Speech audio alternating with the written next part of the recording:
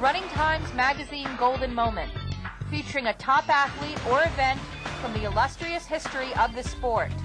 Brought to you by Running Times Magazine. After his Olympic gold medal, Frank Shorter headed to Lynchburg, Virginia for a 10-mile race. Frank Shorter was king of the road back then, virtually unchallenged. But a few months earlier, a no-no, Bill Rodgers, had won the Boston Marathon, and a showdown was set for the Virginia 10-miler. The 1975 race was a defining moment in the sport. Frank very clearly dominated marathon long distance running. 71 to 75. No one was close to him.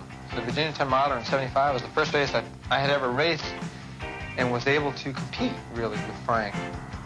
The day before the race, Rudy Straub drove Frank Shorter over the course. I'll never forget showing him the course and approaching the final hill. And he said, sort of in a cocky way, by this time the race will be all over. Shorter and Barry Brown take the pack through the first mile.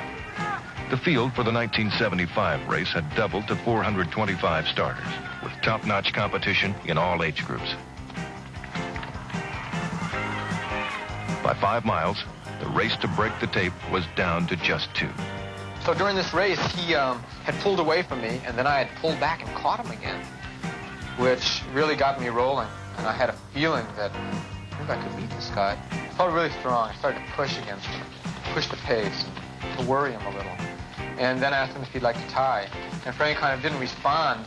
And after a little while, I think I asked again or something. He said, yeah, I guess so, or something like that. You know, I said, okay. So we came across the line, and we kind of both grabbed hands, signified tying. But they, according to the amateur rules, you can't tie. You have only one winner. And they gave it to me. Usually they would probably give it to the more well-known runner. I don't really know why. That's very strange. Well, what made you make the decision, really, that you and Frank were going to finish in a tie? Well, because I was kind of afraid that he might beat me. It's very easy to answer. I don't know. We both ran a pretty darn hard race, and I didn't see any point in our busting our rear ends to kill each other in the last half mile or something. And I think it would have been fairly close, 20 yards, 30, 50 yards anyway. Didn't make any difference. It's not that important a thing to me. Frank, what about you? Yeah, I feel kind of the same way. He raised the question, and I kind of didn't want to do it. I ran along for about a quarter of a mile, and then I turned over and I said, yeah, okay, I'll do it. And I don't really care how people take it, as long as they don't let their egos enter into it to the degree that they don't give us identical times. They can call the race, and they can pick one of us to win, but I'll be a little mad if they decide to give me a 1 second back on the time. As long as you ran the same time, that's all I care about. The Shorter-Rodgers tie at the 1975 Virginia 10-miler, a Running Times Magazine Golden